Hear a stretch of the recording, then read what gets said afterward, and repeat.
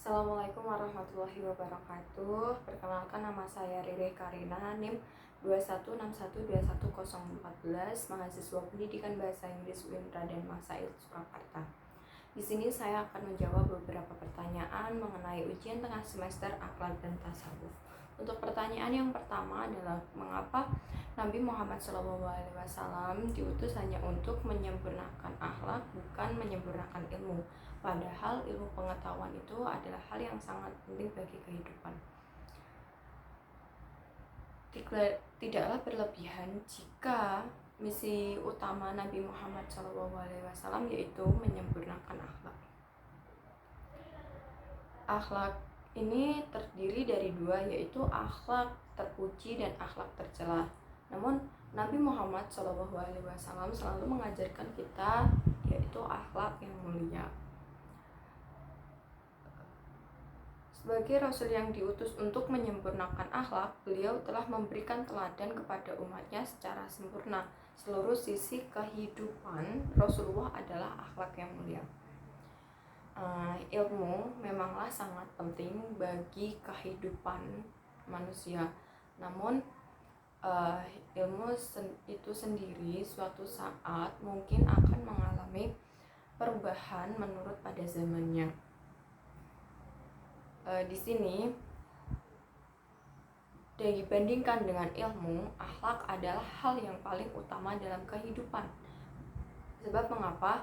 Karena orang yang mempunyai ilmu itu tetapi dia tidak mempunyai akhlak akan tidak bisa disebut sebaik-baiknya manusia. Orang yang mempunyai ilmu belum tentu berakhlak, tapi orang yang mempunyai akhlak sudah pasti orang tersebut mempunyai ilmu.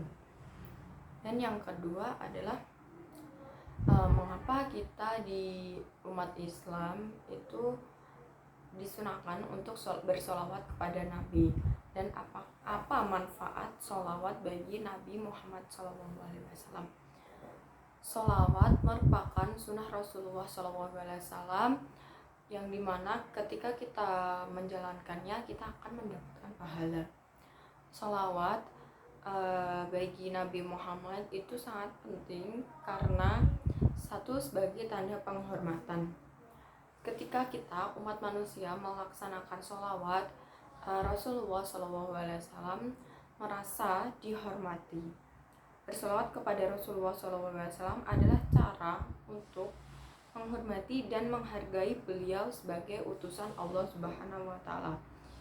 Ini merupakan ekspresi cinta kepada Nabi Muhammad SAW. Yang kedua adalah pengikat umat.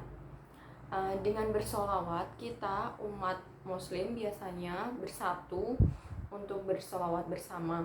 Itu sebagai tanda bahwa Rasulullah SAW sudah berhasil untuk menyatukan seluruh umat muslim. Yang ketiga, mendekatkan diri kepada Allah. Sholawat kepada Nabi SAW ada salah satu bentuk ibadah yang dianjurkan dalam Islam. Dengan melakukannya, umat muslim mendekatkan diri kepada Allah dan berusaha untuk mendapatkan rahmat Allah Subhanahu wa Ta'ala. Yang keempat adalah contoh dan tauladan. Seperti pada penjelasan yang pertama tadi, Rasulullah SAW mempunyai akhlak yang mulia. Jadi bersolawat merupakan salah satu cara kita untuk menirukan sifat dari Rasul kita Nabi Muhammad SAW. Jadi Nabi Muhammad merasa dianut sebagai Rasulullah. Yang kelima, pembersihan diri. Meskipun Nabi SAW adalah maksum, bersolawat kepada beliau dapat membantu membersihkan diri atau hati dan jiwa umat muslim. Ini adalah cara untuk menghilangkan dosa dan mendekatkan diri kepada Allah melalui pengakuan akan kesalahan-kesalahan dan dosa-dosa pribadi. Yang ketiga, Contoh berakhlak kepada Allah Subhanahu wa taala. Allah Subhanahu wa taala adalah zat yang maha sempurna, maha kaya, maha mandiri. Dia tidak memerlukan ibadah atau perlakuan manusia untuk memenuhi kebutuhannya. Namun, berhalal kepada Allah Subhanahu wa taala adalah bagian penting dari keyakinan dan praktek dalam agama Islam. Contoh dari berakhlak kepada Allah yaitu yang pertama, iman dan kepercayaan. Kita sebagai manusia harus percaya akan adanya kuasa Allah, keajaiban Allah, dan semua atas kehendak Allah. Yang kedua, taubat.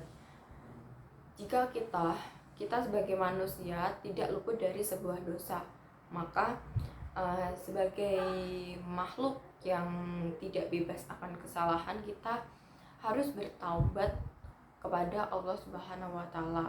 Yang ketiga, ibadah. Ibadah adalah hal yang paling penting sebagai pondasi dalam agama Islam.